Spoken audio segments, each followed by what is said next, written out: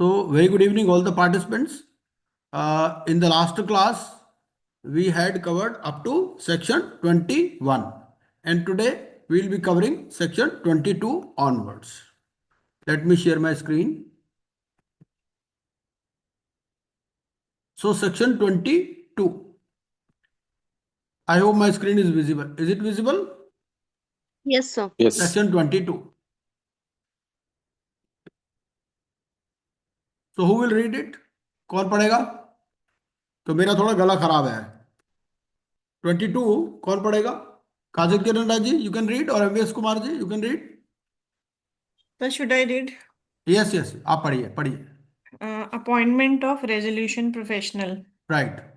The first meeting of committee of creditors shall be held within 7 days of constitution of committee of creditors. Okay. And within how much time this committee of creditors has to be constituted?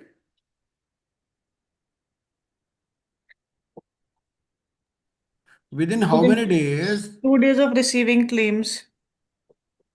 No. Within? No. 7 days. 7.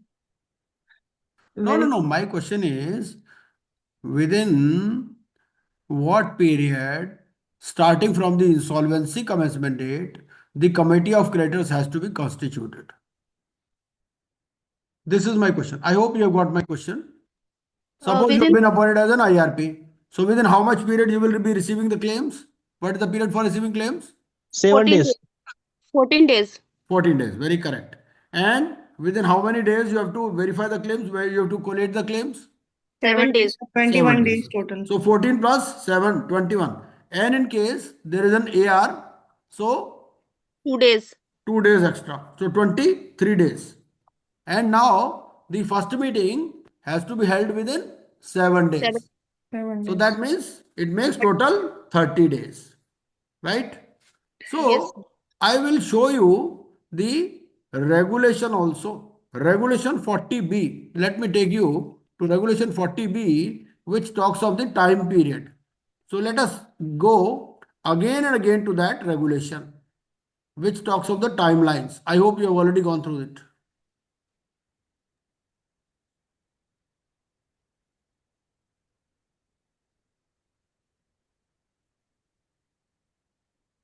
So this is the timeline, right? Regulation number 40A. I hope it is visible on your screen. Yes. So what it says?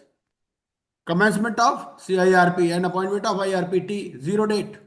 Public announcement within 3 days. Submission of claims within 14 days. Verification of claims T plus 21. Application for appointment of AR within 2 days. And report certifying constitution of the committee within 23 days. And first meeting of COC within 7 days of filing the report. So 30 days. Up to this point, we have traveled, right? So first meeting has to be done within 30 days of the insolvency commencement date. Section 22, subsection 1, which we were reading just now, right? And how many days notice is required for this meeting? 5 days. 5 days. Whether it can be shortened also Yes, sir. for subsequent meetings, right? Yes, sir. For subsequent meetings. But what is the minimum? 24 hours. 24 hours. Or 48 hours. Right. 24 hours in case there is no AR and 48 hours in case there is an AR. Right? Yes, sir. So, and resolution to appoint RP by the COC. That is also normally done in the first COC meeting. Right? So, up to this point, we have covered.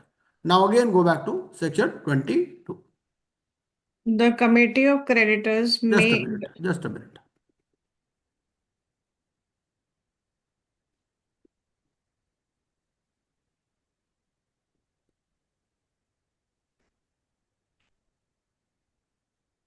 Section 22, right. So we have read section 22, subsection 1. Now subsection 2, please read. The committee of creditors may, in the first meeting, by majority vote of not less than 66% of the voting share of financial creditors, either resolve to appoint the interim resolution professional as a resolution professional or to replace the interim resolution professional by another resolution professional. Right. So it says the word is may. So whether it is possible that the COC does not pass a resolution to this effect in the first meeting, is it possible? Yes, sir. Yes.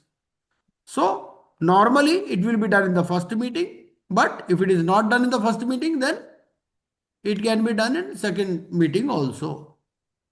And till the time the IRP is replaced, he will continue to work as IRP at least up to 40 days, right?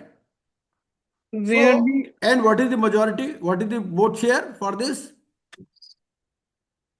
not less than Not 66, less than minimum 66%. And 66%. we have seen the calculation of vote share in our last class.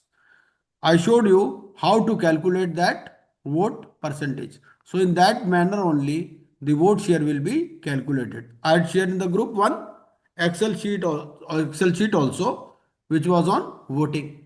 So that is the way voting is calculated, right?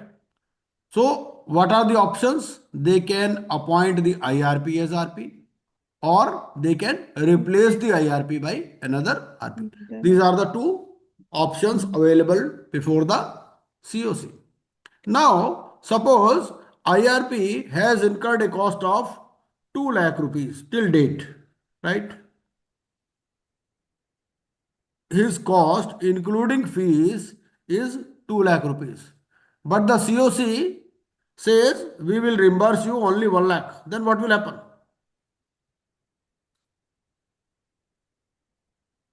The cost incurred by the IRP and the fees due to him is 2 lakh rupees. But the COC says we will reimburse you only up to 1 lakh because that is the reasonable amount. You are charging excessively. So now what is the option available to the IRP? He can go to the adjudicating authority. Right. And whether he has to give any proof to the Yes, sir. adjudicating authority? Yes, sir. About his expenses, how he has spent the money, and what are his fees and all. Right. First of all, he will get in touch with the applicant Hmm. because if the application is filed by the financial creditor, then there must have been an agreement between the financial creditor and the IRP, the Yes. insolvency professional, that okay, I will be filing and I will be charging this much fees.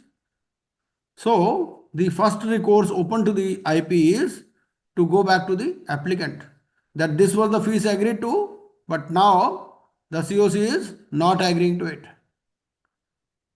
Right? So you pay me the balance amount and thereafter to the adjudicating authority. Right. Next.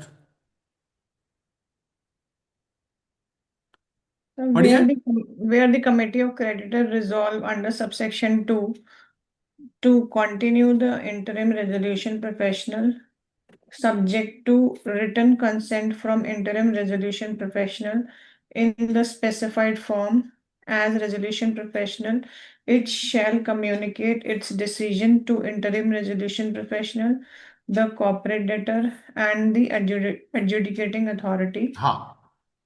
or तो first option क्या है? to COC decides continue. to continue the IRP as RP. And they now it is subject to written consent in the specified form. So what is the form for this? Form double A. Play.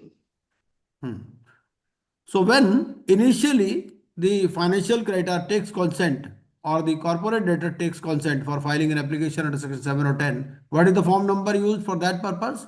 Form 2. Form number 2. Very correct. And now for this consent, form number double A. Right? Second, B. Padhiye B. To replace the interim resolution professional, it shall file an application before adjudicating authority for appointment of proposed resolution professional along with a written consent from proposed resolution professional in the specified form. हाँ, अब दूसरा option क्या है? COC decides to replace the IRP. Then in that situation, who will file the application before the adjudicating authority? The earlier IRP or COC or applicant? Who will file, or anyone? COC. COC, right. So COC shall file the application before the adjudicating authority for the appointment of the proposed resolution professional along with a written consent. Now, this written consent, it will be in form 2 or form AA? Application will be in form 2 and नहीं नहीं नहीं cons- नहीं, मेरा question simple है. देखो, COC decided to replace the IRP, right? Now they found the new RP, because now the appointment will be for the RP only, not for IRP. So in what form they will take the consent from the RP? In form AA or form 2? This is my question. form AA. Right, very correct. So form AA, right. Next, पढ़िए त्रिशा जी. The adjudicating authority थोड़ा सा shall तेज बोलिए, थोड़ा हल्का सा, थोड़ा थोड़ा loud. हाँ, loud, yes, a bit louder, much. Sir, the adjudicating authority shall forward the name of resolution professional proposed under clause B of the subsection 3 to the board for its confirmation and shall make such appointment after confirmation by the board. Where the तो board adjudicating authority क्या कर रही है? Adjudicating authority is forwarding the name of the RP to the board for its confirmation. and it shall make such appointment after confirmation. Where the board does not confirm the name of the proposed resolution professional within 10 days of the receipt of the name of the proposed resolution professional, the adjudicating authority shall by order direct interim resolution professional to continue to function as a resolution professional until such time as the board confirms the appointment of the proposed resolution professional. ठीक है, clear हो गया? क्या मतलब है इसका? COC proposed a new name, so COC filed the application. Now adjudicating authority shall forward the name to the board for its confirmation, right? And once the board confirms, then it shall make the appointment, right? Normally the time given to the board is 10 days. Suppose the board doesn't revert within 10 days, then the adjudicating authority shall by order direct the IRP to continue to function as RP until such time as the board confirms the appointment of the proposed RP. ठीक है, clear है? पूरी बात clear हो गई? ठीक है sir. काजल जी, आप समरी में बताइए इस 22 को, पूरा सेक्शन 2-3 मिनट में बताइए कि क्या है section 22, what are the various scenarios, क्या होता है इसमें, एक्सप्लेन कीजिए in your own language. Sir, according to section 22, the IRP which was appointed earlier is replaced. Right. He is replaced in all circumstances, or he may continue also? He may continue if new RP is not appointed, and if the IRP is continuing, No, who then will decide he will whether he will his name will continue be, or he will go? Who will decide this thing? COC. he will decide, sir. COC will decide. Right. So COC will decide in the first meeting. And vote share for decision is Not less than 66%. not less than 66%. Now there are two options before the COC. They may Yes, sir. decide to continue with the IRP, right? So he has Yes, to sir. again give consent, right? Earlier he gave consent in form number 2. Now he will give consent in form number AA. And if they want to replace him, then the COC shall file an application before the adjudicating authority, and adjudicating authority shall forward the name of the RP to the board. So what is done in reality is that board is maintaining a panel of IPs and they are sharing this panel with the adjudicating authority. Right? It's not that adjudicating authority is writing to the board and board is confirming. So what is the in reality? Reality is that board shares its panel with the adjudicating authority, and out of that name, the adjudicating authority selects. Right? And suppose board does not confirm or board does not revert within 10 days, then the adjudicating authority shall pass an order directing the IRP to continue to function as RP until such time as the board confirms the appointment of the proposed resolution professional. Section 22 हो गया. Now regulation 17 भी पढ़ना है इसके साथ में. Regulation 17 और पढ़ लेते हैं. क्या है रेगुलेशन 17? ये रेगुलेशन 17 है, कॉन्स्टिट्यूशन ऑफ कमेटी. पढ़ लीजिए क्विकली. रेगुलेशन 17.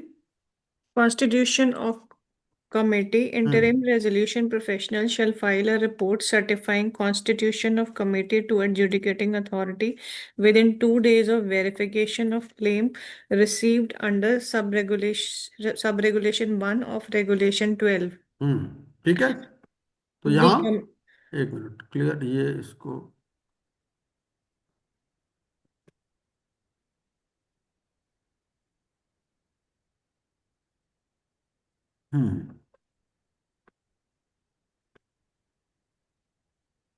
हाँ पढ़िए.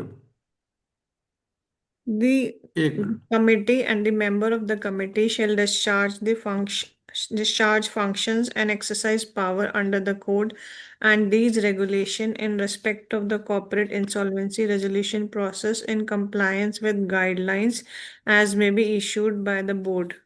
The interim resolution professional shall hold the first meeting of the committee within 7 days of filing the report under this regulation. Sir इसमें 7 days of filing of report है और उस जो हम सेक्शन 22 पढ़ रहे हैं भाई 14 days for seven filing of उसमें claim, 7 days of 7 days constitution verification, 2 days हो गया ना. 2 days में क्या करना है, इसको रिपोर्ट फाइल करनी है. सो 14 + 7 + 2 23 हो गए, और 23 के 7 हो गए 30 हो गए.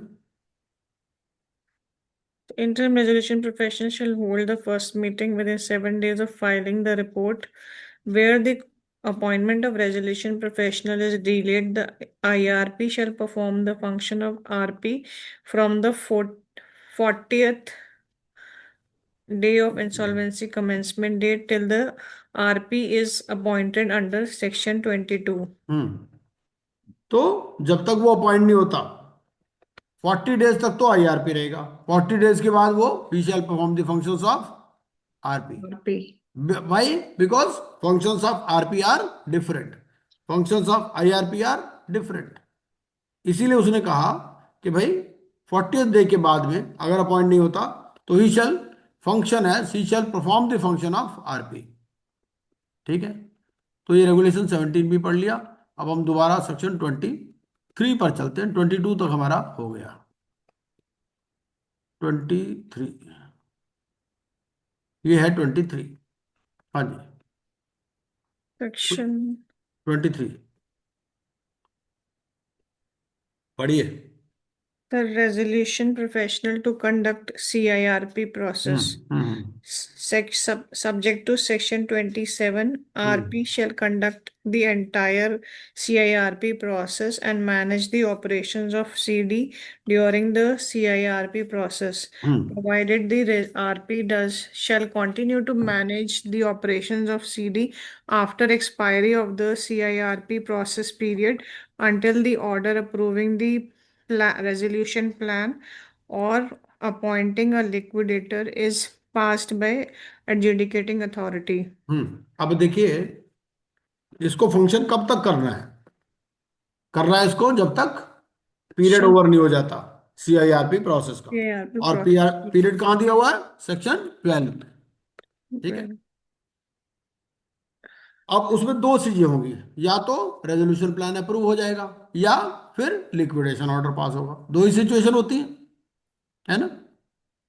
तो तब तक ये फंक्शन करता रहेगा जब तक ये या तो रेजोल्यूशन पास हो जाए या लिक्विडेटर हो. ऐसा नहीं है कि 180 days हुए और उसको बोलेंगे घर जाओ, या 270 days या 330 days हुए तो बोलेंगे घर जाओ. नहीं, इसके बाद भी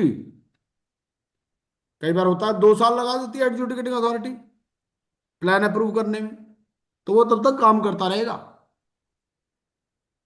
उसकी फीस डिफरेंट हो जाएगी, क्योंकि his liability his responsibility will be substantially reduced. Now second. The RP shall exercise powers and perform the duties as are vested or conferred on the IRP under this chapter. In case of any appointment of RP under subsection 4 of section 22, the IRP shall provide all the information, document records pertaining to CD in his possession and knowledge to RP. ठीक है। अगर IRP replace हो गया तो वो क्या करेगा, नया वाला जो है उसको सारे डॉक्यूमेंट्स दे देगा। ठीक है। नाउ सेक्शन 24 पढ़िए। Knowledge information. Meeting of committee of creditors. The members of the committee of the creditors may meet in the person or in such electronic means as may be specified. All the meeting of committee of the creditors shall be conducted by the resolution professional. The RP shall give notice of each meeting to the committee of creditor of the COC to members of the COC, including the authorized representative as referred to in subsections 6 and 6A of section 21 and subsection 5. Members of the suspended board of director or partners of the CD as the case may be. Operational creditor or their representative if the amount of their aggregate debt is not less than 10% of the debt. ये operational creditors या उनके representatives को कब notice देना है, when the amount of their aggregate due is not less than 10% of the debt. तो ये 10% किसका लेना है, टोटल डेट का लेना है या ऑपरेशनल डेट का लेना है? Of the debt लिख दिया, of the debt of the CD. नहीं, डेट तो डेट में क्या रिलेटेड पार्टी का डेट भी आएगा या वो नहीं आएगा? Total date. इसमें सिर्फ जो, देखिए ऐसा है, सिंपल सी बात है, आपको 100 पर कैलकुलेशन करनी है। ठीक है, 100 पर कैलकुलेशन होनी है ना आपकी, तो 100 में आपको इसका तो वोट शेयर है नहीं ऑपरेशनल क्रेडिटर्स का, ठीक है ना, तो वो जो 100 वाली होगी वो तो होगी अनरिलेटेड पार्टी वाला, और लेकिन यहां जो है it is 10% of the total date. ठीक है, चलिए, ऑपरेशनल डेट नहीं है, ये टोटल डेट है। The directors, partners, and one representative of operational creditor as referred to in subsection 3 may attend the meeting of COC but shall not have any right to vote in such meetings. Clear है, Provided ये बात हमने कल भी discuss की थी, है ना। चलिए, provided that the absence of any of such director, partner, or representative of operational creditor, as the case may be, shall not invalidate the proceedings of such meeting. मान लीजिए कोई नहीं आया मीटिंग में, तो वो ये नहीं कह सकता जी मैं मीटिंग में नहीं आया तो मीटिंग इनवैलिडेट है, नहीं। ठीक है, चलिए next. Subject to subsection 6, 6A, 6B of section 21, any creditor who is member of COC may appoint an insolvency professional other than resolution professional to represent such creditor in the meeting of COC. हाँ, अब देखिए, Provide.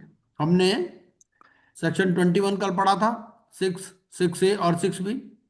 उसमें हमने क्या पढ़ा था, जैसे consortium का केस था, डिपॉजिट डिबेंचर होल्डर्स वाला केस था, क्लास ऑफ क्रेडिटर्स था, तो उसमें कौन अपॉइंट होगा हमने देख लिया था उसमें। ठीक है ना, वही कहता है वहां जो लिखा है उसके अलावा जो भी मेंबर है of the committee of creditors वो अपना आईपी अपॉइंट हो सकता है। अब उसकी कॉस्ट कौन बियर करेगा?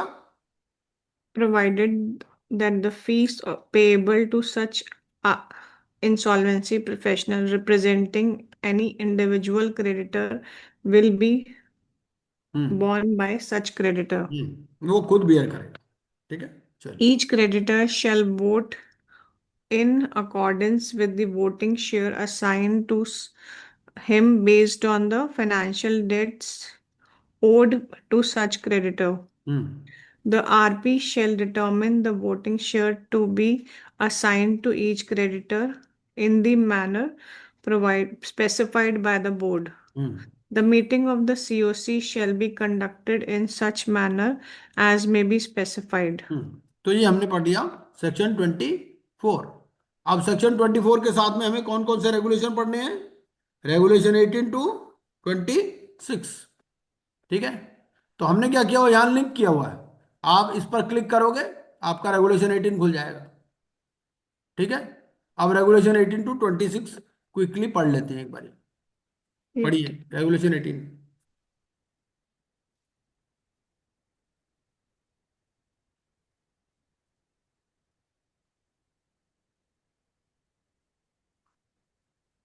Sir, meeting of committee. Hmm, A resolution professional may convene meeting of मैं नहीं है, committee. शेल है, मैं कहाँ से पढ़ रहे हो आप? सर आप मेरे पास तो जो बुक आ रही है मैं बुक से पढ़ रही हूँ, उसमें मे लिखा है। एक्चुअली मेरी आपके पास, पुरानी हाँ, सर इसमें एक्चुअली है ना, वो मे कन्वे अगर उसको नेसेसरी लगता है, और शेल कन्वे व्हेन 33% इन नहीं नहीं नहीं, उसकी बात वो नहीं है, देखो ऐसा जब है, रिक्वेस्ट करते हैं।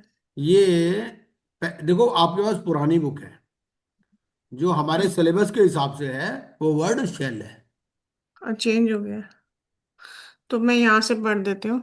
हाँ।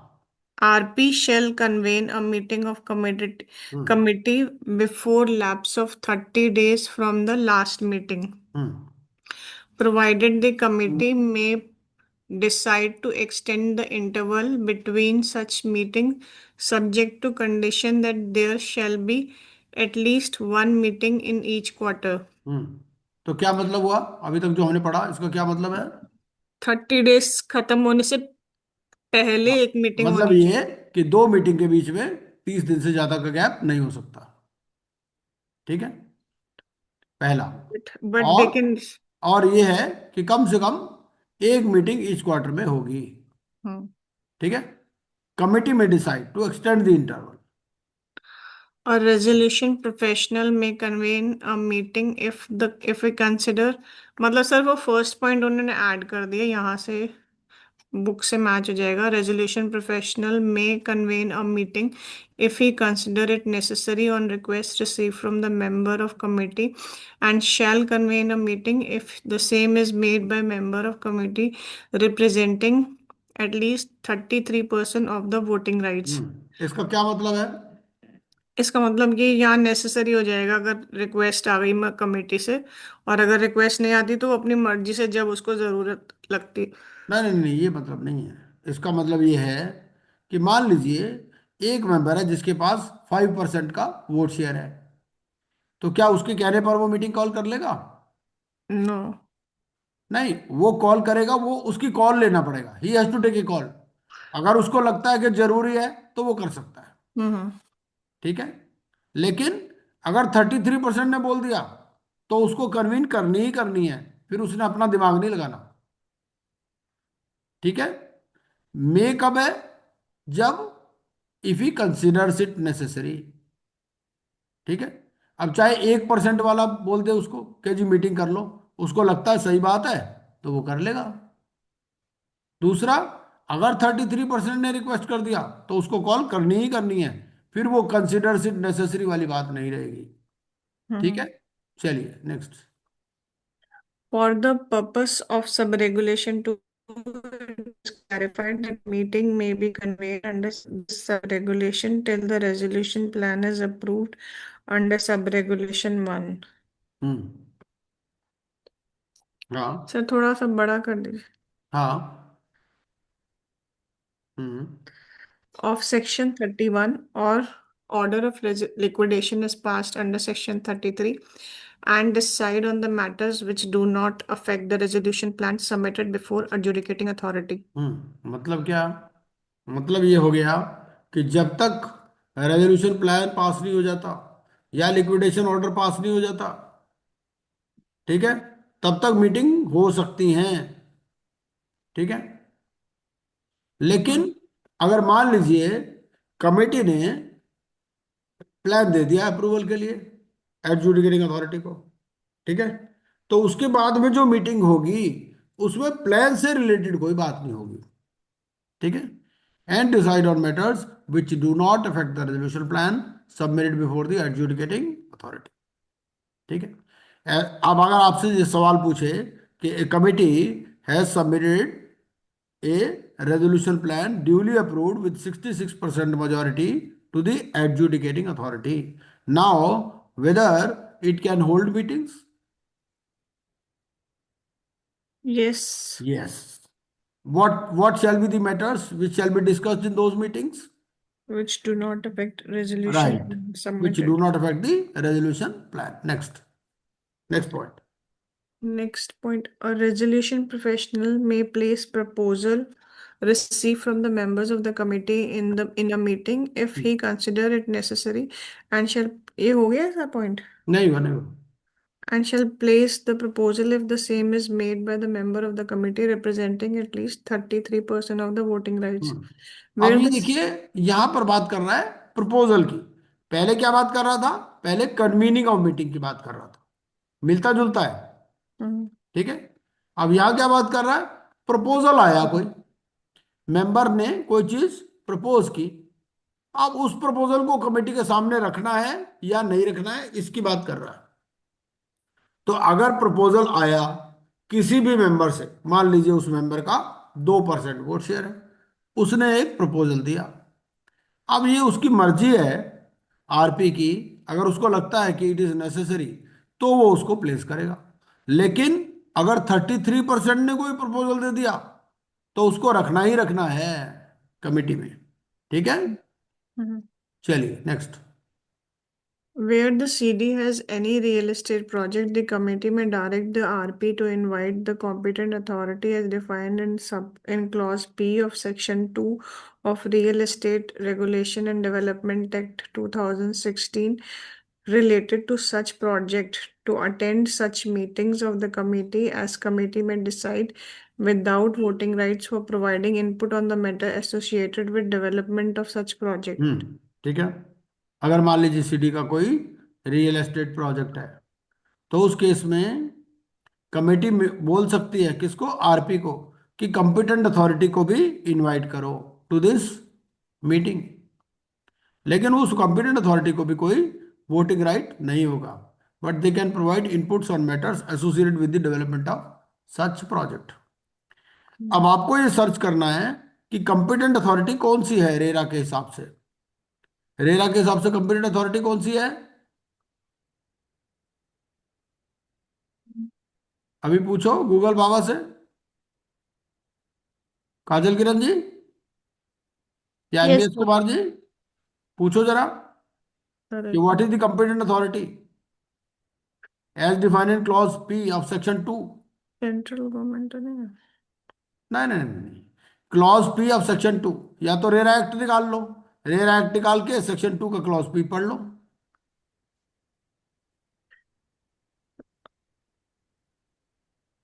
Competent authority under RERA definition 2 hmm of RERA.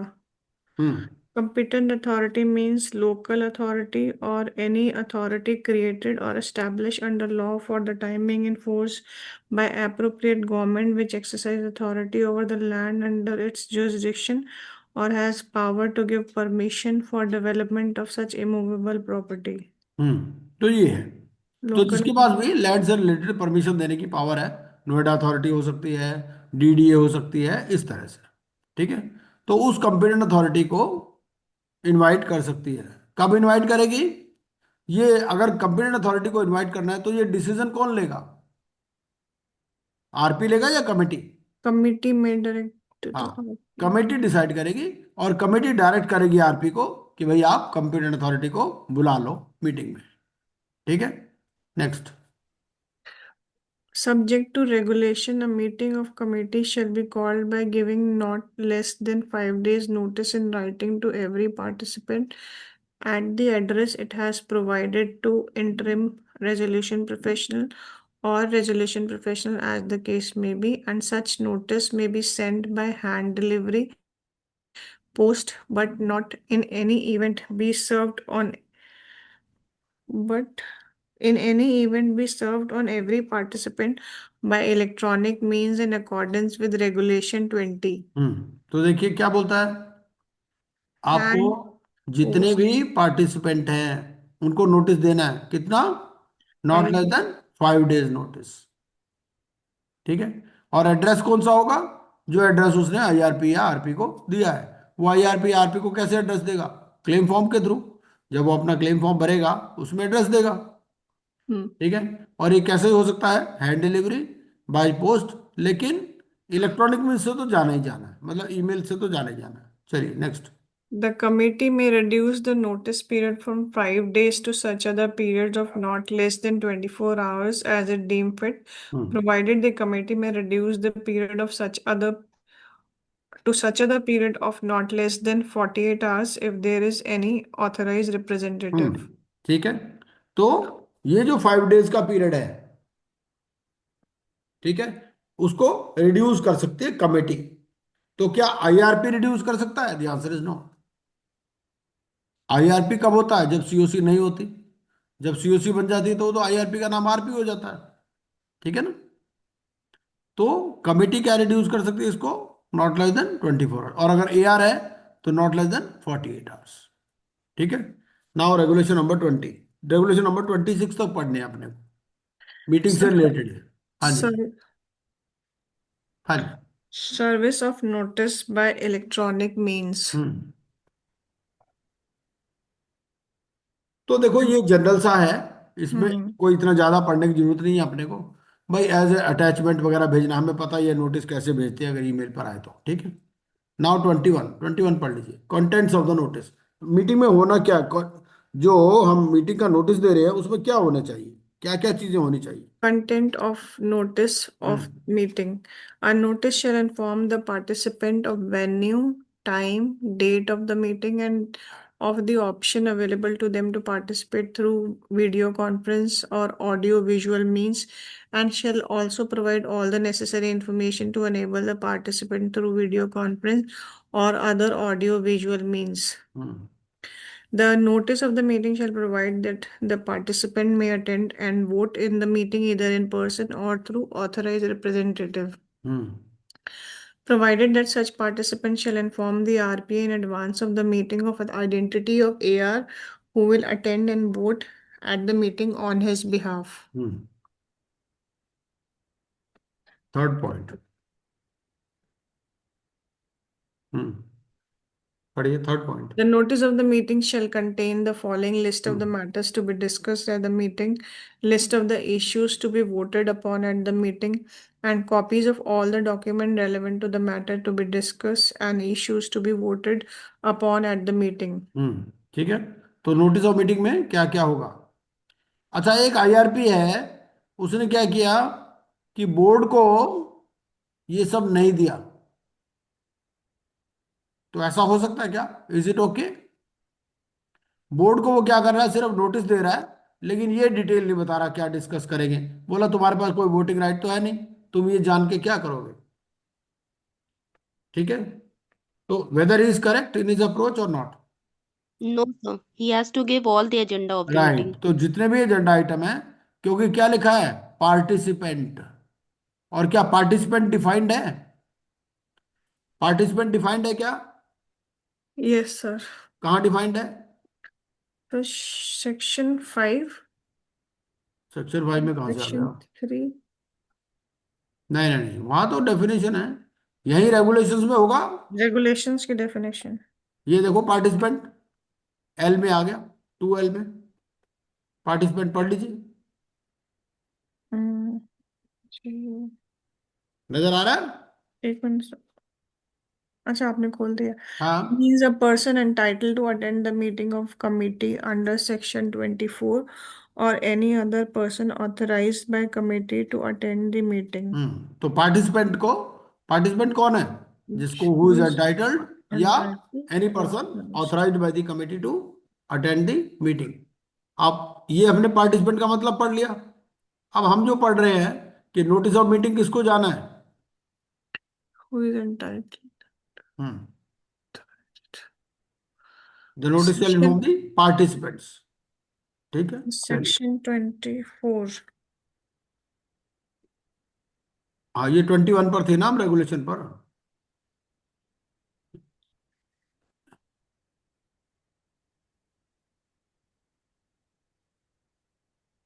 ये पढ़ लिया हमने नोटिस। अब फोर्थ पॉइंट पढ़िए। Notice of meeting shall state the process and the manner of voting by electronic means and time schedule, including the time period during which the vote may be cast. Hmm. Provide the login ID and detail of facility for generating password and for keeping security and casting of the vote in secure manner. Hmm. Provide contact detail of the person who will address the queries connected with electronic voting. Normally क्या होता है, meeting physical भी होती है और voting Electronic. लेकिन electronically होती है। उससे क्या होता है, रिकॉर्ड बन जाता है। ठीक है, तो ये पूरा टाइम बताएगा उसको क्या कैसे वोटिंग करनी है, लॉगिन आईडी डिटेल्स पासवर्ड वगैरह कैसे जनरेट करने हैं। और अगर कोई किसी को प्रॉब्लम आ रही है तो उसकी कॉन्टैक्ट डिटेल्स जिसके वो बात कर सकते हैं, वो नॉर्मली सॉफ्टवेयर प्रोवाइडर होता है। ठीक है, regulation 22, quorum. Quorum at the Quorum meeting. at the meeting. A meeting of committee shall be curate if the members of the committee representing at least 33% of the voting rights are present, either in person or by video conference or by other audio visual means. तो कम से कम Right. कितने होने चाहिए, 33%। 33%. हम्म। Provided the committee may modify the percentage of voting right required for quorum in respect of future meeting of the committee. Hmm. Where the meeting of the committee could not be held for the want of quorum, unless the committee has previously decided otherwise, the meeting shall automatically stand adjourned at the time and place on the next day. ठीक है, तो same time Same time same place on the on the next day. next day. अगर उन्होंने पहले से decide नहीं किया हुआ तो ये ऑटोमेटिक मान लिया जाएगा। सर, चलिए। हाँ जी। Sir, provide can you provided that जो लिखा था, कैन वी जूम इन? हाँ, एक प्रोवाइडेड मिनट। दैट हाँ। Committee may modify the percentage of voting rights हाँ। required for quorum in hmm. future meetings. So hmm. 1/3 is for first meeting और quorum नहीं रहा तो then they may change the percentage. हाँ, बिल्कुल। तो फर्स्ट मीटिंग कंपलसरी 1/3. हाँ, बिल्कुल बिल्कुल, क्योंकि कमेटी ओके. ही तो मॉडिफाई करेगी ना। भाई पहली मीटिंग तो कौन बुला रहा है, पहली मीटिंग हम्म तो आईआरपी बुला रहा है। हम्म. है ना। उस टाइम तो बराबर. कमेटी कमेटी को लोग जानते ही नहीं, कमेटी वाले। कमेटी डिसाइड कैसे करेगी, कमेटी तो मीटिंग में बैठ के डिसाइड करेंगे ना।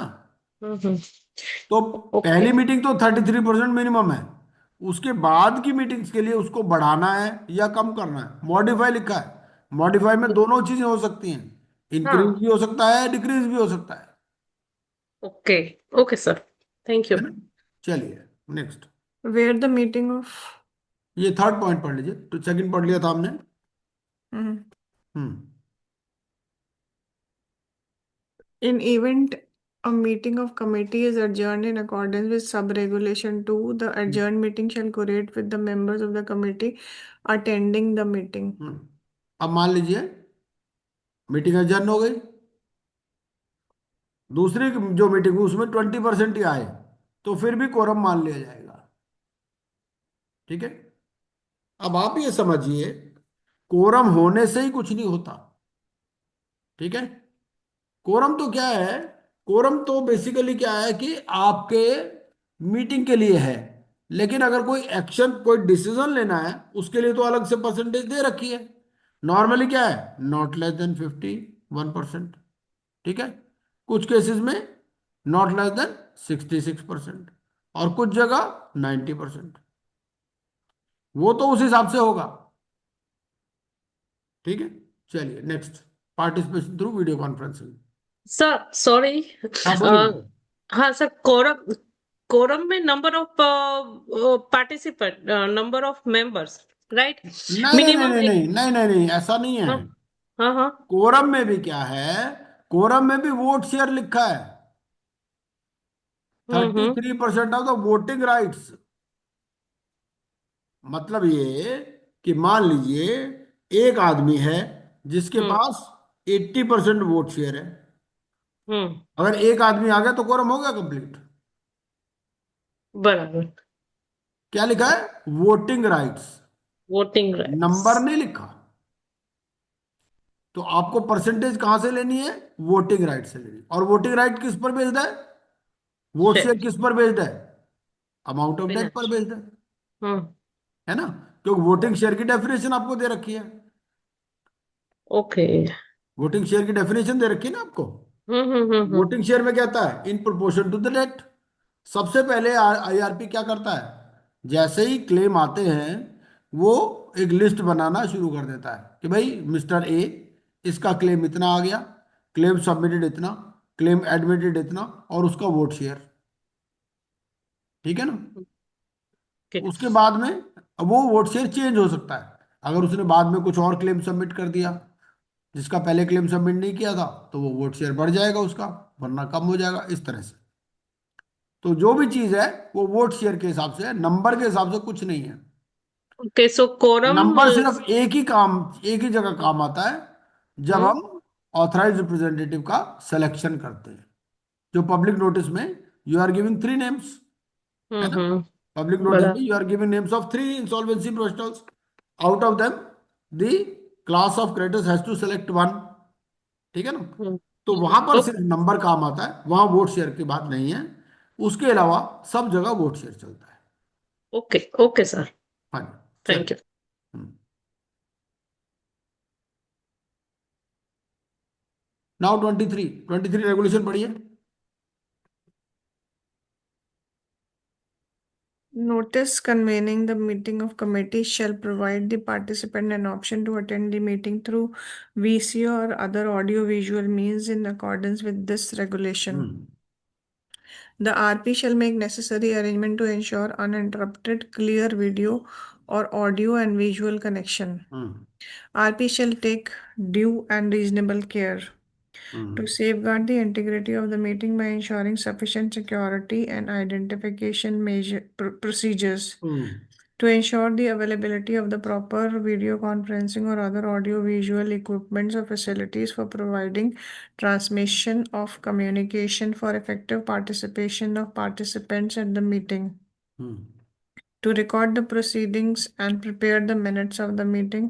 हम्म To store and safeguard, to store for safeguarding and marking the physical recording or electronic recording mechanism as part of records of CD.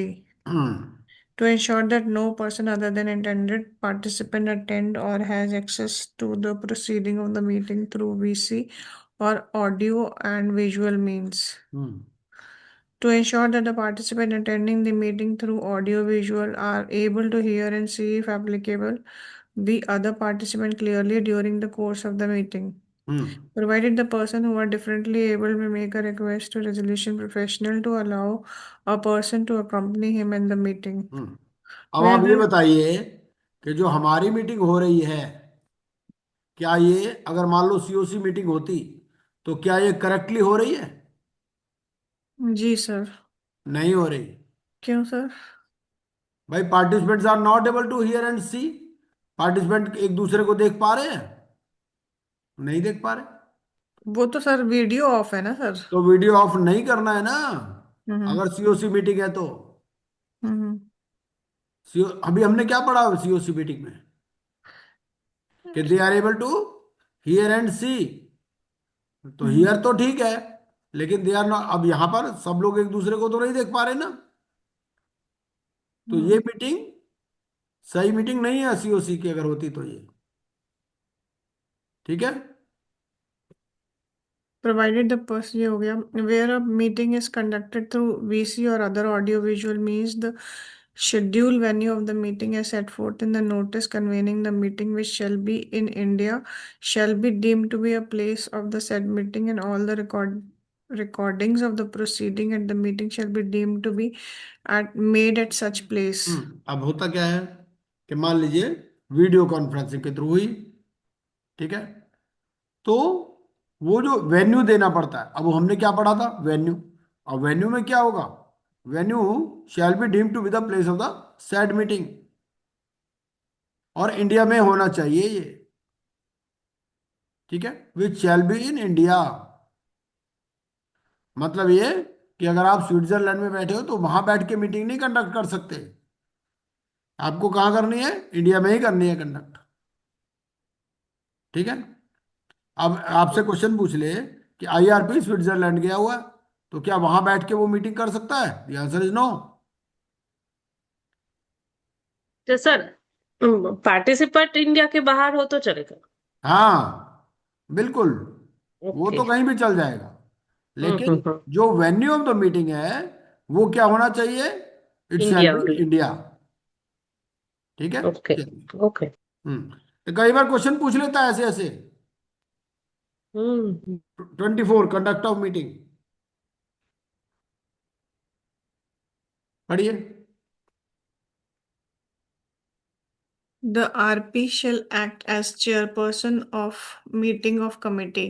Hmm At the commencement of meeting, RP shall take a roll call where when every participant attending through VC or other audio visual means shall state for record the following: hmm his name, whether he is attending in the capacity of the member of the committee or any other participant, hmm whether he is representing a member or group of members, hmm location from where he is participating, hmm that he has received the agenda and all the relevant material for the meeting, hmm and that no one other than him is attending or has access to proceeding of the meeting, and location of that person. तो ये क्या जरूरी है, ये क्यों जरूरी है कि भाई रोल रोल कॉल लो और अपना नाम बताओ, ये वो, sir why it is quorum, necessary? एक तो कोरम है और कोई अनऑथराइज पर्सन नहीं आ रहा है, और सबको मीटिंग के एजेंडा मिल गए हैं। हाँ, और एक बात ये कि जब वो ये कह देगा कि मुझे एजेंडा मिल गया, तो बाद में कॉन्टेस्ट नहीं कर सकता एडजुडिकेटिंग अथॉरिटी के पास कि भाई मुझे एजेंडा नहीं मिला। हम्म तो इसीलिए सारी बातें उससे कंफर्म करा लेते हैं यहाँ पर, और मिनट्स ऑफ मीटिंग में सब बातें रिकॉर्ड हो जाएंगी। हम्म तो सर चलिए। Proxy is not allowed right? नहीं, authorise representative is allowed. Attending in the capacity of member, okay. इसमें ओके। आप देखो ना, अभी हमने क्या पढ़ा, हमने पढ़ा कि भाई ये कि जो भी है वो अपनी डिटेल्स देगा पार्टिसिपेंट, ठीक है ना। तो भाई कंपनी है, कंपनी खुद तो चल के आएगी नहीं, कंपनी तो किसी ना किसी को अपॉइंट ही करेगी ना। हम्म। तो उस केस में उसके पास प्रॉक्सी इज अलाउड, कोई दिक्कत नहीं है, ये नहीं कि वो खुद ही आएगा जरूर, वो इंसॉल्वेंसी प्रोफेशनल को भी भेज सकता है। अगर जैसे पार्टनरशिप फर्म है, फर्म तो किसी ना किसी को भेजेगी, या कंपनी है तो कंपनी किसी को भेजेगी, लेकिन अथॉरिटी लेटर होना चाहिए उसके पास, वो ईमेल के थ्रू होता है नॉर्मली, ईमेल पर ऑथराइज कर देती है। हाँ जी।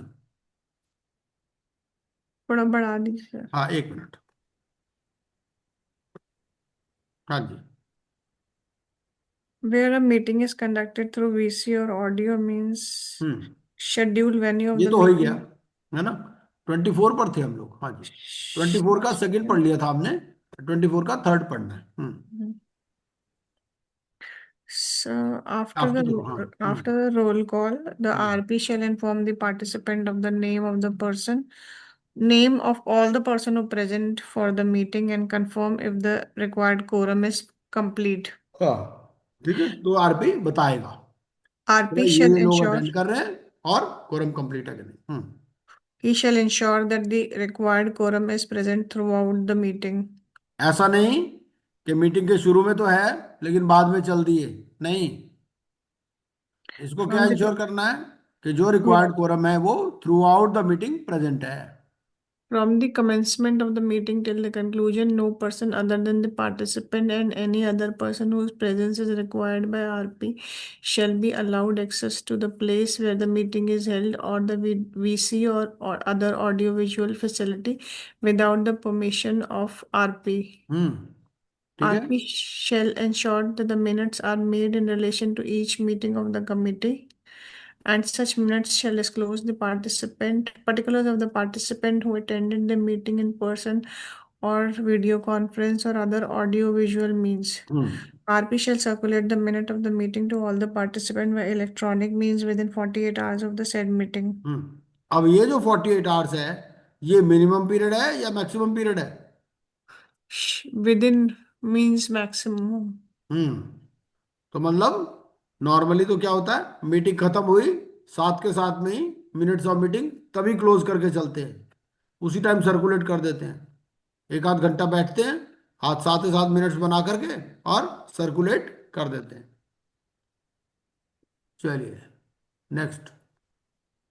अब 25 जो है हमने कल भी पढ़ लिया था, पढ़ा था ना, voting bye the committee. Regulation or section? चलिए पढ़िए पढ़िए, सेक्शन पढ़ा था हमने। हाँ पढ़िए, रेगुलेशन पढ़िए, 26 Voting तक by पढ़ लिया। the committee. The action listed in section 28 shall be considered in the meeting of the committee. क्या Any मतलब? मतलब ये कि जो 28(1) में लिखे गए हैं उसके लिए मीटिंग में ही कंसिडर होगा। ठीक है। Any action other than those listed in section 28 requiring approval of the committee may be considered in the meeting of the committee. दोनों में फर्क क्या है, 1 और 2 में? सेम ही है या कुछ फर्क है? सर उसमें तो जरूरी मीटिंग बुलानी है और इसमें अदर एक्शंस में may be conducted considered in the meeting. अच्छा, मीटिंग नहीं बुलाएगा तो कैसे कैसे करेगा वो, अप्रूवल कैसे लेगा? कंसिडर्ड इन द मीटिंग मतलब हो सकता है उसको अप्रूवल सेक्शंस में दिया हो, रेलेवेंट सेक्शन में। नहीं नहीं नहीं, सेक्शन की तो बात ही नहीं ना। ऐसा है, कई बार क्या होता है, मीटिंग बाय सर्कुलेशन भी हो जाती है, या आपने ईमेल पर ही सबसे कॉन्सेंट ले ली। लेकिन 28 अगर 1 है तो 28(1) वाले मैटर तो कमेटी में ही डिस्कस हो, कमेटी की मीटिंग में ही डिस्कस होंगे। ठीक है। लेकिन जो अदर देन 28(1) है वो क्या होता है, मीटिंग बुला भी सकते हो उसके लिए और नहीं भी बुला सकते। ठीक है। जैसे एक कॉन्सेप्ट होती है meeting by circulation. Meeting by circulation क्या है, पहले एक से अप्रूवल ले लिया, फिर दूसरे से, फिर तीसरे से, इस तरह से मीटिंग एक्चुअली नहीं बुलाई। नेक्स्ट पढ़िए। Sir, the resolution professional shall take a vote of members of the committee present in the meeting on any item listed for voting after discussion of the same. हाँ, तो सबसे पहले क्या है, जब भी वोट लेना है तो पहले उस पर डिस्कशन होना है कि भाई ये आइटम है, ये समझाना है। डिस्कशन मतलब समझाना पड़ेगा उसको, और उसके बाद किसी का सवाल हो तो जवाब देना पड़ेगा, उसके बाद ही वोटिंग होगी। ये नहीं कि सीधा सीधा आपने आइटम्स तो दे दिया, जब नोटिस दिया तो नोटिस में वोटिंग तो दे ही रखा है कि भाई कौन सी आइटम पर वोटिंग होनी है और कौन सी पर डिस्कशन होना है। लेकिन यहाँ पर आइटम में वोटिंग से पहले ये क्या करेगा, डिस्कशन भी करेगा। ठीक है। At the conclusion of the vote at the meeting, the RP shall announce the decision taken on the item along with the name of the members of the committee who voted for or against the decision or abstained from the voting. तो 3 तरह से लोग vote करेंगे, या तो for में vote करेंगे, एक रेजोल्यूशन है, या अगेंस्ट में वोट करेंगे, या चुपचाप बैठे रहेंगे, कुछ बोलेंगे नहीं। भाई बोलेंगे अभी हमें हेड ऑफिस से अप्रूवल लेना है। मान लो एक बैंकर आया है, अब उसके सामने रेजोल्यूशन आ गया, वो कहे देखो भाई ऐसा है, मुझे तो ना अपने रीजनल ऑफिस से अप्रूवल लेना पड़ेगा, तो फिर वो क्या करेगा, he will abstain from voting. चलिए। The RP shall circulate the minutes of the meeting by electronic means to all the members of the committee and authorize representative, if any, within 48 hours of the conclusion of the meeting. ठीक है। And तो 48 hours हो गया। अब अब हमने क्या पढ़ा, हमने ये पढ़ा, एक मान लीजिए रेजोल्यूशन की आइटम है। ठीक है। अब उस रेजोल्यूशन की आइटम पर आपको 66% वोट चाहिए। मान लीजिए आपका टोटल डेट है 100 का। ठीक है। 100 में से 50 ने तो फॉर में वोट किया, ठीक है, 10 ने अगेंस्ट में वोट किया, और जो 40 हैं वो दे एब्सटेन्ड फ्रॉम वोटिंग। ठीक है, हो सकता है। अब मान लीजिए 50 ने फॉर में वोट किया, 10 ने अगेंस्ट में वोट किया, 10 करोड़ मान लीजिए। ठीक है, 100 करोड़ टोटल डेट है। 50 करोड़ डेट के जो पार्टिसिपेंट थे उन्होंने फॉर में वोट किया, 10 ने अगेंस्ट में वोट किया और 40 एब्सटेन फ्रॉम वोटिंग। तो अब 66% तो पूरा हो नहीं रहा है ना, अभी 50 हो रहा है। तो वो क्या करेगा, जिन्होंने वोट नहीं किया उनके लिए वोटिंग विंडो ओपन रखेगा। कितनी देर तक, मिनिमम 24 आवर्स और मैक्सिमम 7। 7 days. पहले क्या होता था, ये बात पहले नहीं थी 7 डेज वाली। पहले क्या होता था, 2-2 3-3 महीने मीटिंग ओपन रहती थी Hmm. जब तक अप्रूवल नहीं आ जाए। अब क्या कर दिया इन्होंने, अब ये चेंज कर दिया, ये चेंज करके कर दिया इन्होंने, 24 में चेंज हुआ ये। और इसमें क्या कहा कि भाई 7 डेज तक आप मैक्सिमम वोटिंग विंडो ओपन रख सकते हो। ठीक है, क्योंकि आपको 66 तो चाहिए, है ना। तो जिन्होंने एब्सटेन किया था उनका कोई रीजन होगा, या तो वो और सोचना चाहते होंगे, भाई मुझे स्टडी करने का टाइम नहीं मिला, मैं स्टडी करता हूँ इसको, मुझे अपने हेड ऑफिस से अप्रूवल लेनी है, मुझे अपने पार्टनर से डिस्कस करना है ना। तो वो सारे काम के लिए वोटिंग विंडो ओपन रखेंगे, minimum 24 hours and maximum shall not exceed 7 days, ताकि उनका वोट आए। उनका वोट आएगा तभी तो 66% मेजोरिटी कंप्लीट होगी ना। ये है। तो ऐसा नहीं है कि मीटिंग हुई, 50 ने फॉर में वोट किया, 10 ने अगेंस्ट में वोट किया, 40 एब्सटेंट, तो ये नहीं कि रेजोल्यूशन फेल हो गया, नहीं, रेजोल्यूशन अभी पेंडिंग रखेंगे उसको और वोटिंग विंडो ओपन कर देंगे। ठीक है, चलिए। Seek a vote of members who did not vote at the meeting on the matters listed for voting by electronic voting system in accordance with the regulation 26, where the voting shall ये be क्या kept. पढ़ रहे हो आप, ये पुराना पढ़ रहे हो आप। सर सेक्शन 5 में बी, ये पुराना है हाँ पुराना है, ब्रैकेट में। ये बाद में चेंज हो गया ना। सर ये कहाँ से पढ़ना है? ये जो स्क्रीन से सर ए के बाद बी पढ़ना है कि छोड़ना है? पढ़ाना है, पढ़ना क्यों नहीं है। तो आप बोल रहे हैं ना पुराना पढ़ रहे हैं। नहीं, बी पढ़ना है आपको, पता नहीं क्या पढ़ रहे थे आप, बी पढ़ो एक बारी। सर सी का बी वोट बी वाला तो पढ़ लिया ना, बी के बारे में प्रोवाइजो पढ़ो। provided that on hmm request for extension made by creditor, the voting window shall be extended in increment of 24 hours period. क्या मतलब, आप 7 रिक्वेस्ट फॉर एक्सटेंशन दी है किसने, क्रेडिटर ने, तो वोटिंग विंडो जो है एकदम से 7 डेज के लिए ओपन नहीं कर देंगे, उसको 24-24 घंटे के लिए एक्सटेंड करेंगे। ठीक है। provided further the RP shall not extend the voting window where where the creditor where the matters. where the matter listed हम्म where the matter listed for voting have already received the requisite majority vote and one extension has been given after receipt of requisite majority vote. मतलब ये कि एक matter ऐसा है Already जिस received. पर 66% majority चाहिए थी, 66% मेजोरिटी हो गई है और एक एक्सटेंशन दे दी है। ठीक है ना, तो उसके बाद में फिर वो एक्सटेंशन नहीं देंगे। ठीक है, चलिए next. The AR shall circulate the minutes of the meeting received under sub-regulation 5 to creditor in the class and announce the voting window at least 24 hours before the window opens for voting instructions and keep the voting window open for at least 12 hours. मतलब ये At least कि 24 hours before. Authorised representative के case में क्या होता है, authorised representative is Yeah. Acting like a postman.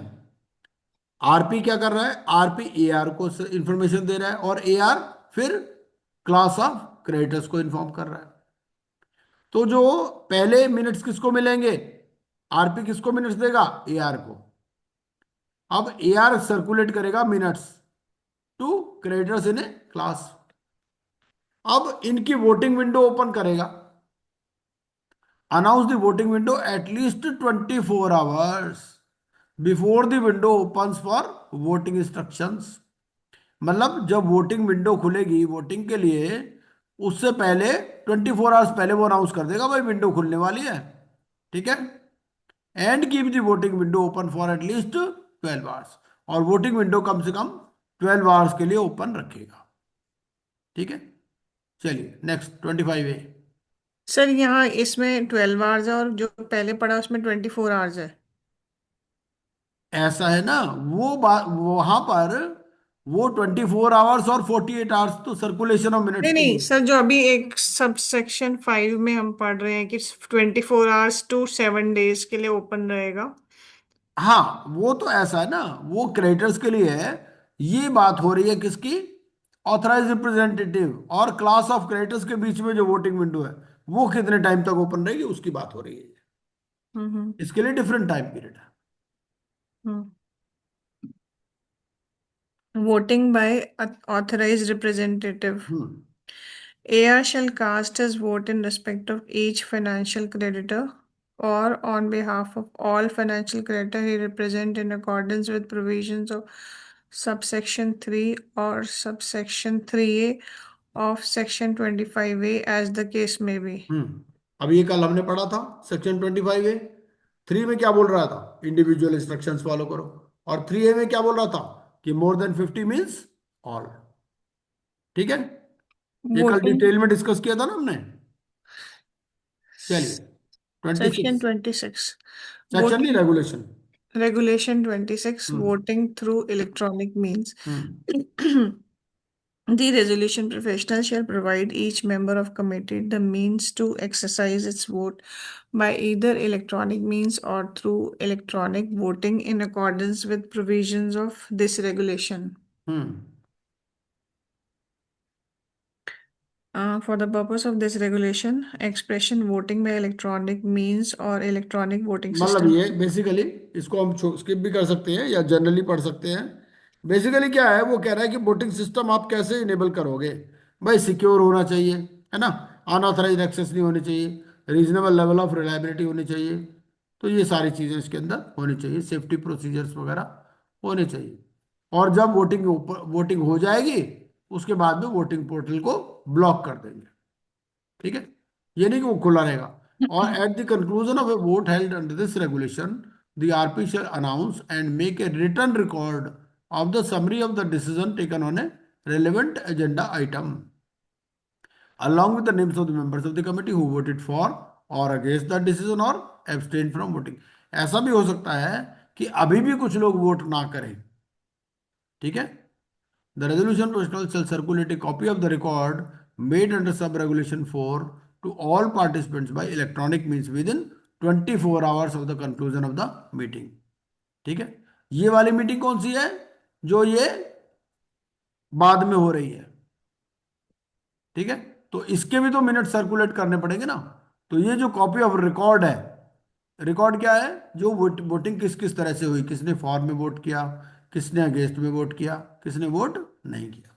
ठीक है, तो ये हमारा ये रेगुलेशंस भी कंप्लीट हो गए 18 टू 26।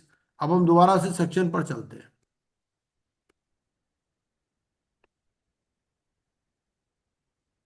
तो 23 हमारा कंप्लीट हो गया।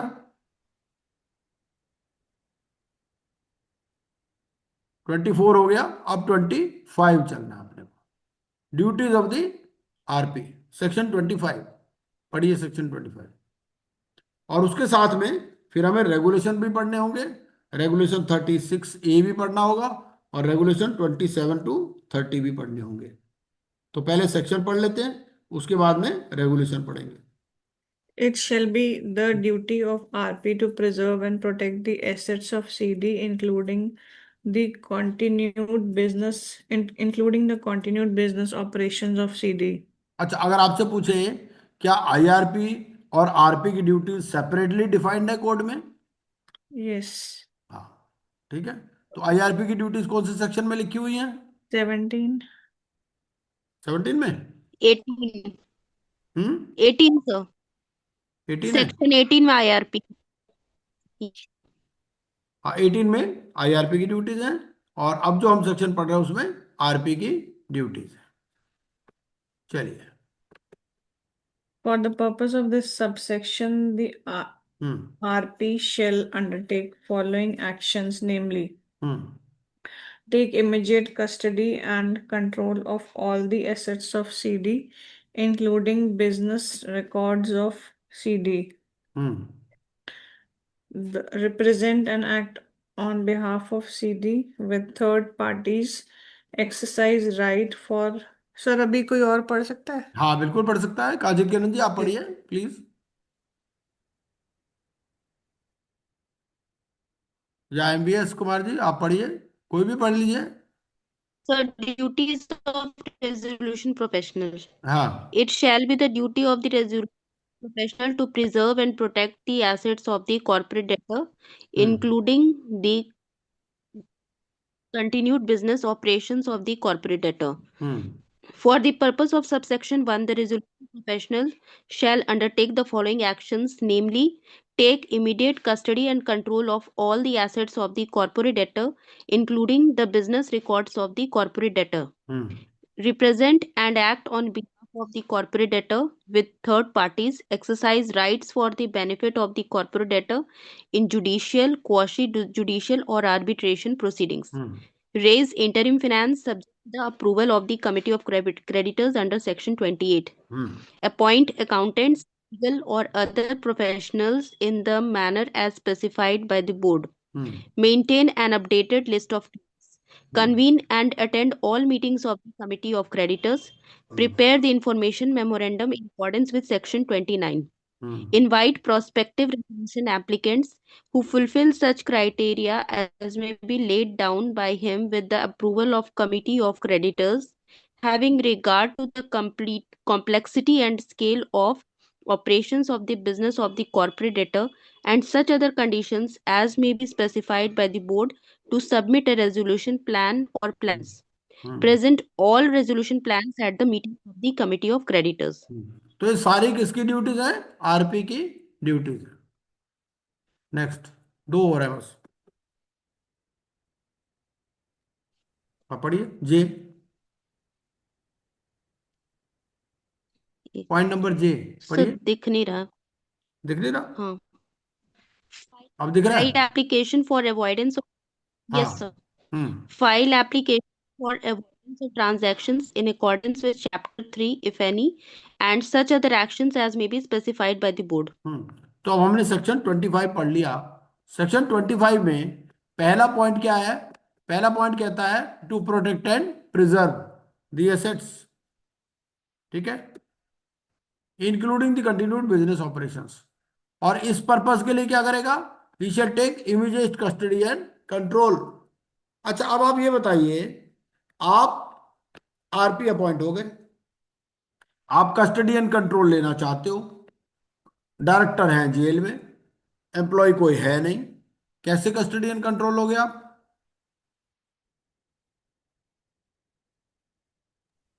सर अगर पहले तो कस्टडी एंड कंट्रोल लेने के लिए 19(2) का एप्लीकेशन दे सकते हैं नहीं, 19(2) एडजुडिकेटिंग तो बाद में अथॉरिटी को, आएगा। अगर 19(2) के लिए तो एडजुडिकेटिंग अथॉरिटी आपको डांट देगी कि भाई तुम हमारे पास क्यों दौड़े चले आए, पहले तुमने क्या किया, तुम अपना बताओ।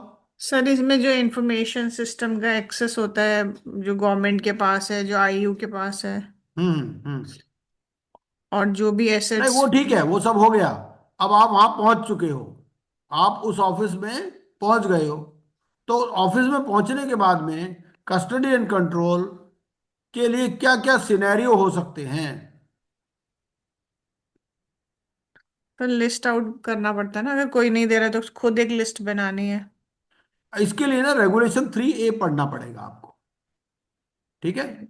ये रेगुलेशन 3A मैंने बताया, ये रेगुलेशन 3A नया आया है। रेगुलेशन 3A पढ़िए, पढ़िए काजल किरण जी, इससे क्लैरिटी आएगी कि कस्टडी एंड कंट्रोल लेना कैसे है। नजर आ रहा है आपको स्क्रीन पर? यस सर, हाँ जी। yes sir, assistance and cooperation by the personnel of the corporate debtor, the interim resolution professional or resolution professional, as the case may be, shall take custody and control as specified under this regulation from the personnel of the corporate debtor. ठीक है, तो custody and control किससे लेना है? From the personal of the corporate debtor. चलिए। Yes, हम्म next sir. हम्म Sir, अब नजर आ रहा? yes sir. Hmm Its promoters or any other person associated with the management of the corporate debtor, as the case may be, of the following: hmm the records of information relating to the assets, finances, and operations of the corporate debtor referred to in Clause A of Section 18 and such other information required under Regulation 36. The assets recorded in the balance sheet of the corporate debtor or in any other records referred in Clause F of Section 18. देखो, सबसे पहले तो balance sheet होगी। अब balance sheet में मान लीजिए inventory है ना? तो वो कहेगा भाई देखो बैलेंस शीट में इन्वेंट्री है तो मुझे बताओ इन्वेंट्री कहाँ पर है। कैश इन हैंड है तो कैश इन हैंड बताओ कहाँ पर है। अगर उसमें कार है तो वो कार कहाँ पर है। उसमें कोई ऑफिस दिखा रखा है तो वो बिल्डिंग कहाँ पर है। कोई लैंड है तो वो लैंड कहाँ पर है। ठीक है, ये किससे पूछेगा? प्रमोटर से, या जो भी मैनेजमेंट के साथ एसोसिएटेड है, और उनकी ड्यूटी है इसको इंफॉर्मेशन देना। पढ़िए, नंबर 1 पढ़िए। The personnel of the corporate debtor, hmm promoters, or hmm any other person associated with the management of the corporate debtor shall provide to the interim resolution professional or resolution professional, as the case may be, a list of assets and records while handling over their custody and control. And the hmm interim resolution professional or resolution professional may, after taking such custody and control, if deemed necessary, identify present persons in whose possession these assets and records will be sold. Will be held, मतलब Where ये, any asset or record, एक minute, इसमें क्या है हाँ sorry, will कि be held. जब अब प्रमोटर ने, इसने कहा भाई देखो इन्वेंट्री में आपके पास ये 50 टन्स की इन्वेंट्री है। अब उन्होंने 50 टन्स की इन्वेंट्री इसको वेरीफाई करा दी मैनेजमेंट ने। अब ये घर तो ले नहीं जाएगा उस इन्वेंट्री को, ठीक है। बोर्ड की पावर पहले से खत्म है, तो वो क्या करेगा? वो किसी बंदे की ड्यूटी लगा देगा, देखो भाई ये है कि मैं आपकी पोजीशन में ये छोड़ रहा हूं ये चीजें, चाहे स्टोर कीपर हो या कोई कैशियर हो, ठीक है। इस तरह से अपने साथ साथ तो नहीं लिए जाएगा ना वो आइटम्स को। तो वो क्या करेगा? वो आइडेंटिफाई कर लेगा पर्सन या पर्सन्स जिसके पोजीशन में ये एसेट्स या रिकॉर्ड रहेंगे, ताकि टू पिन पॉइंट रिस्पॉन्सिबिलिटी, ठीक है। वरना बाद में वो बोल सकते हैं भाई हमने तो दे दिया था, बाद में गायब हो गया, है ना। चलिए next. Where any asset or record has not been handed over or the list has not been provided under हाँ, sub-regulation अब 2, the पहली interim सिचुएशन तो क्या थी? resolution पहली सिचुएशन में तो ये था कि जो उसने मांगा इन्होंने रिकॉर्ड दे दिया। दूसरी सिचुएशन क्या है कि रिकॉर्ड दिया ही नहीं या लिस्ट नहीं बना के दी। तो उस सिचुएशन में क्या करेगा, ये सेकंड पॉइंट में बताया गया। हाँ पढ़िए। the interim resolution or resolution professional, as the case may be, shall himself prepare a list of assets and records while taking custody and control of assets and records, and the अब interim ये क्या करेगा? resolution ये professional or खुद ही list resolution बना लेगा। पहले में क्या बोला कि पर्सनल बनाएंगे लिस्ट, अब वो अगर नहीं बना रहे तो ये खुद बना लेगा लिस्ट। चलिए। may, after taking such custody and control, if deemed necessary, identify persons in whose possession these assets and records will be held. ठीक है, तो पहले और दूसरे में क्या फर्क है? पहले में प्रमोटर ने लिस्ट दे दी, प्रमोटर कोऑपरेटिव था। दूसरे में प्रमोटर ने लिस्ट नहीं दी तो इसने खुद लिस्ट बना ली। चलिए next. Each Each list of assets and records under sub-regulation 2 and 3 shall be signed by the parties present and by at least two individuals who have witnessed the act of taking control and custody of such assets and records. हाँ, तो अब चाहे management ने list बनाई हो चाहे इसने खुद लिस्ट बनाई हो, दो इंडिविजुअल्स को विटनेस रखेगा ये कि भाई ये कस्टडी एंड कंट्रोल मैंने लिया है, ठीक है, ताकि आगे कोई दिक्कत नहीं हो। Next. The interim resolution professional or resolution professional, as the case may be, shall requisition from the personnel of the corporate debtor, its promoter, or any other person associated with the management of the corporate debtor, as the case may be, the assets which are recorded in the balance sheet or in any other records referred to in clause F of section 18 and whose custody has not been handed over. मतलब ये अब ये list बनाएगा कि भाई ये मैंने information मांगी थी, और मुझे नहीं मिली। इन्वेंट्री थी 50 टन की, मुझे मिली है 20 टन, है ना। लैंड की डिटेल्स बैलेंस शीट में है, लैंड मुझे कहीं बताई नहीं। ठीक है, तो ये जो कस्टडी एंड कंट्रोल हैंडओवर नहीं किया वो ये लिस्ट बनाएगा। Next. An application made under subsection 2 of section 19 in respect of failure to provide any asset or record as requisitioned under the code and this regulation shall show presence of such asset or record in the notice of requisition and absence of such asset or record in the list of assets and records taken in control and custody under subregulation 2 and 3. इसका मतलब ये है कि जब वो 19(2) की application लगा रहा है, ठीक है, 19(2) की एप्लीकेशन कौन लगाएगा? आरपी लगाएगा। तो जब आरपी लगाएगा तो उसमें ये कहेगा कि भाई मैंने ये रिकॉर्ड इनसे मांगा था, इन्होंने नहीं दिया, ये मेरी रिक्विजिशन है। ठीक है, मैंने रिक्विजिशन किस बेसिस पे बनाई? मैंने बैलेंस शीट के बेसिस पे बनाई, है ना। तो Yes, sir. रिक्विजिशन में तो है, लेकिन जो लिस्ट इन्होंने दी है उसमें वो चीज नहीं है।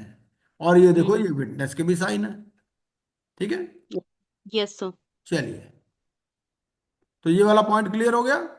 Yes, sir. अब ये है, ये वाला ना अमेंडमेंट आई है रिसेंटली, तो इसको आपको ध्यान से पढ़ लेना है। Yes, sir. अब एक पॉइंट जो है, चलो एआर से रिलेटेड बाद में पढ़ेंगे, पहले हम दोबारा सेक्शन पर ही चलते हैं। हम सेक्शन 25 पर थे ना। Yes, sir. हम्म, तो 25 ये हो गया हमारा, ये सारा हमने पढ़ लिया। अब हम ये पढ़ लेते हैं 25A। 25A पढ़ेंगे और फिर उससे रिलेटेड रेगुलेशन पढ़ेंगे। आज इतना ही पढ़ेंगे बस। हाँ जी, 25A पढ़िए। Rights and duties of authorized representative of financial creditors. Hmm The authorized representative under 6 or subsection 6A of section 21 or subsection 5 of section 24 hmm shall have the right to participate and vote in meetings of the committee of creditors on behalf of the financial creditor he represents in accordance with the prior voting instructions of such creditors obtained through physical or electronic means. ठीक है, मतलब ये जो भी उसमें आ रहा है AR, हमने 21(6) से कल पढ़ लिया था।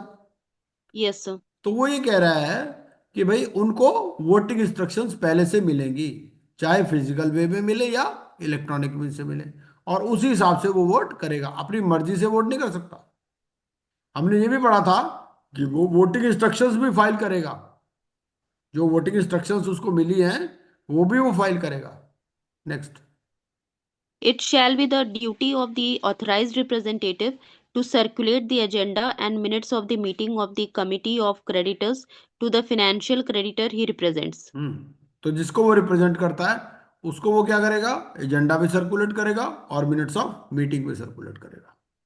The authorized representative shall not act against the interest of the financial creditor he represents and shall always act in accordance with their prior instructions. ये सब हम कल भी पढ़ चुके हैं, है ना। कल पढ़ Yes, लिया sir. था ना ये तो। Yes, sir. Provided that if the ये पूरा हम authorized पढ़ चुके हैं, अब इसको दोबारा पढ़ने की अपने को जरूरत नहीं है। अब हम क्या करते हैं, 25 तक हमने पढ़ लिया, अब हम रेगुलेशंस पढ़ लेते हैं ऑथराइज रिप्रेजेंटेटिव से रिलेटेड। ये choice of authorise representative, regulation 4A। तो सबसे तो पहले तो ये बताइए कि एआर किस किस सिचुएशन में जरूरत रहेगी, एआर किस किस सिचुएशन में अपॉइंट होगा। class सब, of creditors, हाँ, तो बेसिकली तो क्लास ऑफ क्रेडिटर्स में एआर अपॉइंट होगा। और क्लास ऑफ क्रेडिटर्स का पता कहां से लगाएगा आईआरपी कि क्लास है भी या नहीं? उसको भी तो वो पता चलेगा ना, कि बैलेंस शीट में तो ऐसे लिखा नहीं होता कि क्लास ऑफ क्रेडिटर्स है। बैलेंस शीट से तो पता नहीं चलेगा। वो क्या करेगा? बुक्स देखेगा। ठीक है, on the examination of books of account and other relevant records of the corporate data. ठीक है, yes, sir. अब आप ये बताओ कि आप आईआरपी अपॉइंट हो गए, आपको 3 दिन के अंदर पब्लिक अनाउंसमेंट करनी है ना। तो 3 दिन के अंदर आप बुक्स देख लोगे? Not possible कि पूरा देख लें. बट हाँ, अगर तो ईडी अब आप क्या है, आप आइडिया लगा लोगे। अगर रियल एस्टेट कंपनी है तो आपको पता है क्लास ऑफ क्रेडिटर तो होगा ही होगा उसमें, है ना। Yes sir. तो आप यस क्या सर। करोगे, आप उनको एक 3 इंसॉल्वेंसी प्रोफेशनल्स के नाम दे दोगे। अब आप कहोगे 3 के नाम कहाँ से पता चलाओगे, 3 नाम आप पता चलाओगे जहां जहां आपके प्रोजेक्ट्स हैं, उससे आपको आइडिया लग जाएगा। ठीक यस है सर। ना, चलिए पढ़िए। On an examination of books of account and other relevant records of the corporate debtor, the interim resolution professional shall assert ascertain certain, हाँ। of creditors, if any. Hmm For representation of creditors in a class ascertained under sub-regulation 1 in the committee, the interim resolution professionals shall identify 3 insolvency professionals who are hmm not his relatives or related parties.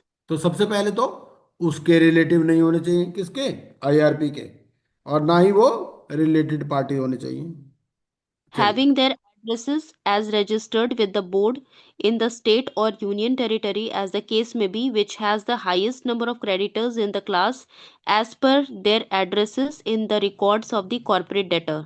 Hmm Provided that where such state or union territory does not have adequate number of insolvency professionals, the insolvency professionals having addresses in a nearby state or union territory as the case may be shall be considered.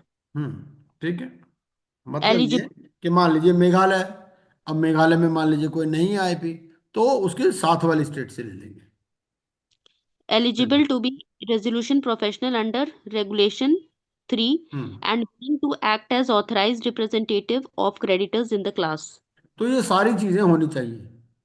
क्या, एक तो relative नहीं होना चाहिए, ना related party होना चाहिए, address उसका वहीं का हो जहाँ पर हाईएस्ट नंबर ऑफ क्रेडिटर्स हैं, नहीं है तो साथ वाली स्टेट से ले लो, एलिजिबल भी होने चाहिए, and they should be willing to act also.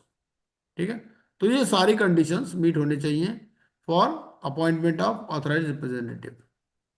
अब जैसे मैंने आपको बताया कि भैया आपको 3 दिन के अंदर अनाउंसमेंट करनी है, आपके पास बुक्स है ही नहीं, मान लो बुक कंप्लीट ही नहीं है ना। जब बुक्स कंप्लीट ही नहीं है तो कहाँ से देख लोगे आप क्या देखोगे, फिर आप अपनी कॉमन सेंस लगाओगे। भाई ये रियल एस्टेट कंपनी है, रियल एस्टेट कंपनी के प्रोजेक्ट कौन कौन सी स्टेट में चल रहे हैं, पुरानी बैलेंस शीट होगी या कुछ होगा, या रेरा की साइट पर रजिस्ट्रेशन होगा उसका, उससे आपको आइडिया लग जाएगा कि भाई इसके प्रोजेक्ट्स कहाँ कहाँ पर चल रहे हैं। तो जहां जहां पर मेजर प्रोजेक्ट चल रहे हैं या जो कंप्लीट नहीं हुए, ज्यादा प्रोबेबिलिटी वही है कि वहीं से क्लेम आएंगे, है ना। जो प्रोजेक्ट कंप्लीट हो चुके, 20 साल पहले ही कंप्लीट हो चुके, तो वहां तो क्लेम आने की पॉसिबिलिटी कम है। तो वो क्या करेगा, 3 इंसॉल्वेंसी प्रोफेशनल कहाँ के ले लेगा, उस स्टेट के ले लेगा जहां पर ये प्रोजेक्ट ऑलरेडी चल रहे हैं, है ना। तो इस तरह से। The interim resolution professional shall obtain the consent of each insolvency professional identified under subregulation 2 to act as the authorized representative of creditors in the class in Form AB of the Schedule 1. अब form क्या है, A B, वो वहां उसके लिए form क्या होता है, डबल ए, है ना, आरपी के लिए, और ए आर के लिए फॉर्म ए बी हो गया। चलिए 4B। Disclosure of change in name and address of corporate debtor. Hmm Where a corporate debtor has changed its name or registered office address during the period of 2 years preceding the insolvency commencement date, the interim resolution professional or resolution professional, as the case may be, shall disclose all the former names and registered office addresses so changed along with the current name and registered office address in every communication record proceeding or any other document. कई बार क्या होता है, company नाम change करती रहती है। अब उसने अगर 2 साल पहले के पीरियड में कोई नाम चेंज किया है, तो पुराना नाम भी और नया नाम भी, और रजिस्टर्ड ऑफिस, हो सकता है नाम चेंज किया हो सकता है रजिस्टर्ड ऑफिस चेंज किया हो। तो इन दोनों सिचुएशन में पुराना भी और नया नाम भी देना है आपको। अब हम पढ़ लेते हैं क्रेडिटर्स के बारे में।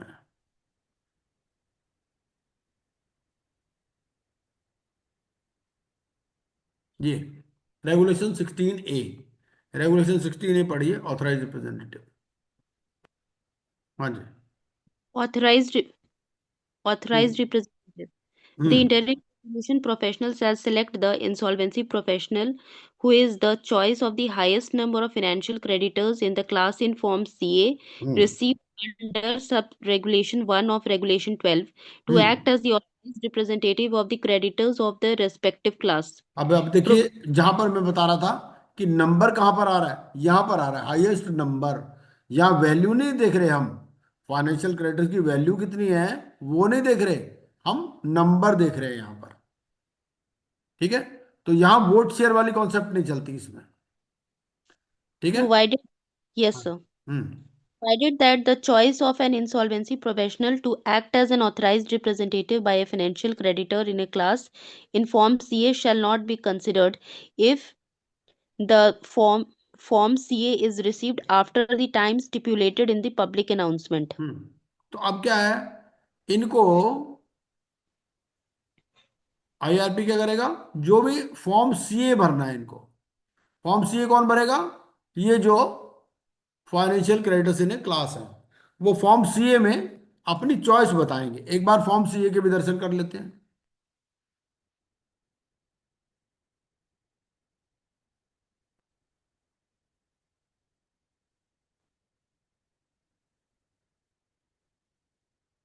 ये है जी फॉर्म सीए, नजर आ रहा होगा आपको फॉर्म सीए, फॉर्म सीए नजर आ रहा है, नजर आ रहा है Yes, कि sir. नहीं? Yes, sir. Yes, sir. हाँ, submission of claims by financial creditors in class. तो इसका नेक्स्ट पेज यहां पर, ये कॉलम नंबर कौन सा है, हाँ 11, कॉलम नंबर 11 देखिए, name of the insolvency professional who will act as the authorised representative of creditors in the class. तो ये नाम दे देंगे यहां पर। अब जिसके फेवर में हाईएस्ट वोट आएंगे उसको सेलेक्ट कर लेंगे तीन में से। यहां वोट शेयर की बात नहीं है, यहां नंबर के, हाईएस्ट नंबर की बात करता है। ठीक है। और मान लीजिए किसी ने नहीं भरा ये फॉर्म, तो फिर जितने उन्होंने भरा उसके बेसिस सिटर पर ही सेलेक्ट कर लेंगे। ठीक है, थोड़ा सा और पढ़ लेते हैं अभी, जो क्लास थोड़ा लेट शुरू की थी। अभी हम 16, हाँ जी,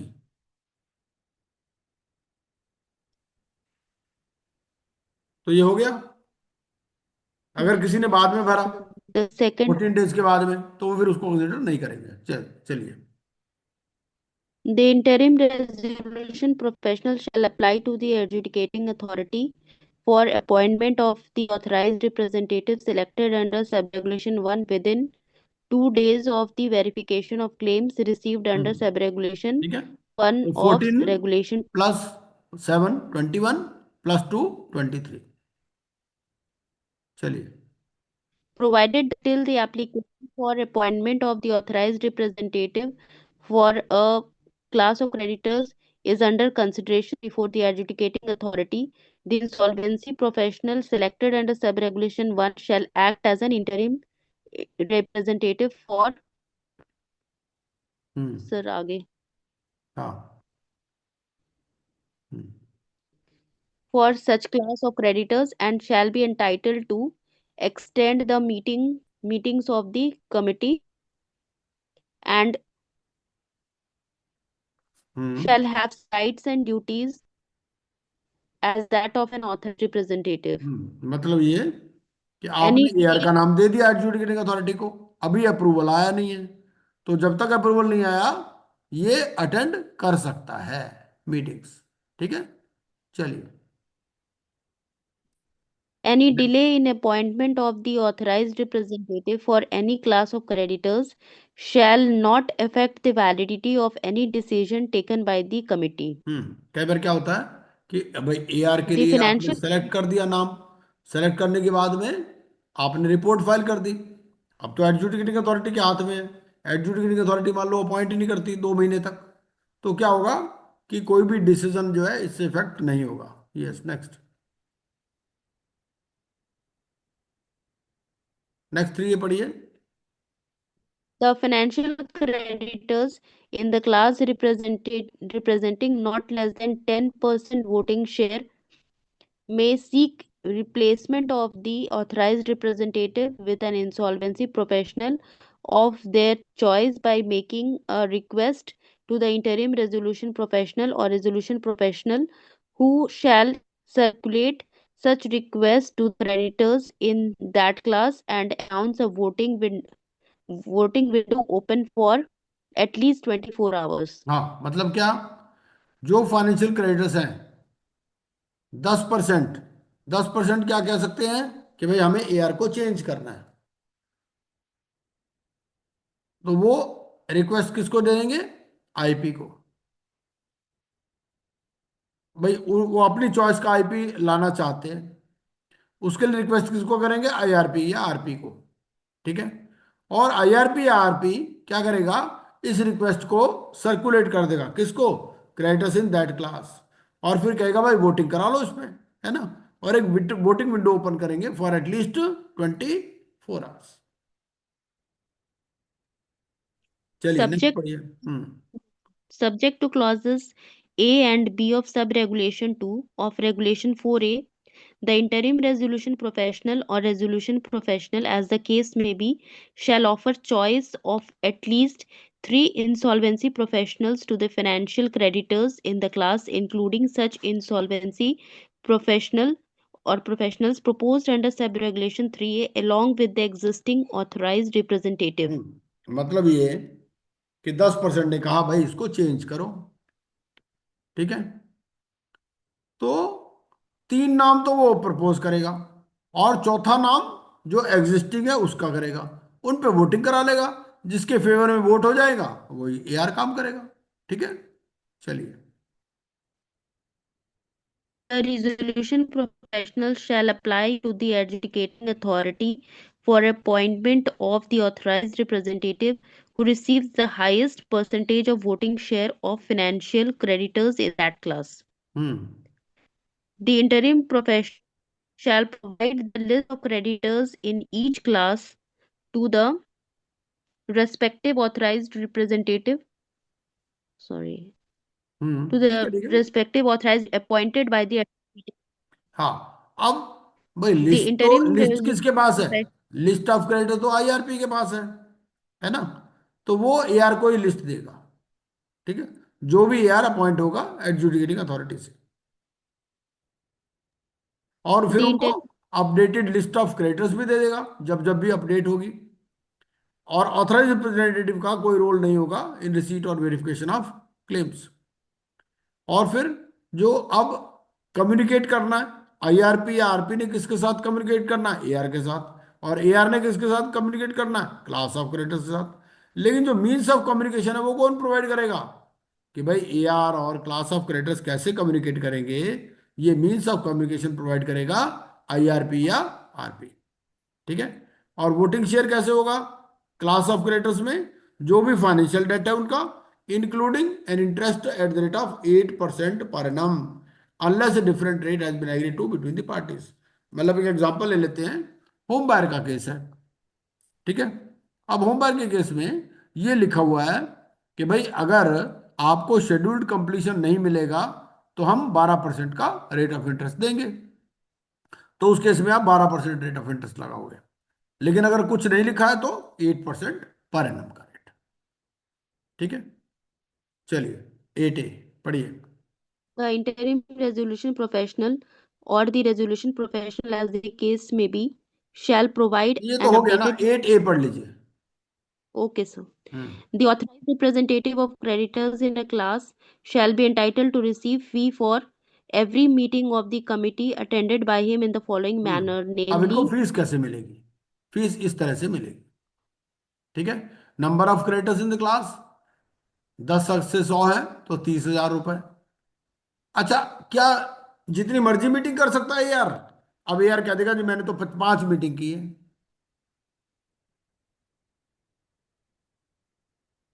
क्या कर सकता है वो, पर मीटिंग उसको 2 मीटिंग अलाउड है। जो सीओसी की मीटिंग है, पर सीओसी मीटिंग 2 मीटिंग वो कर सकता है, और अगर 2 से ज्यादा करनी है तो फिर वो सीओसी की अप्रूवल उसको चाहिए। ठीक है, Yes, sir.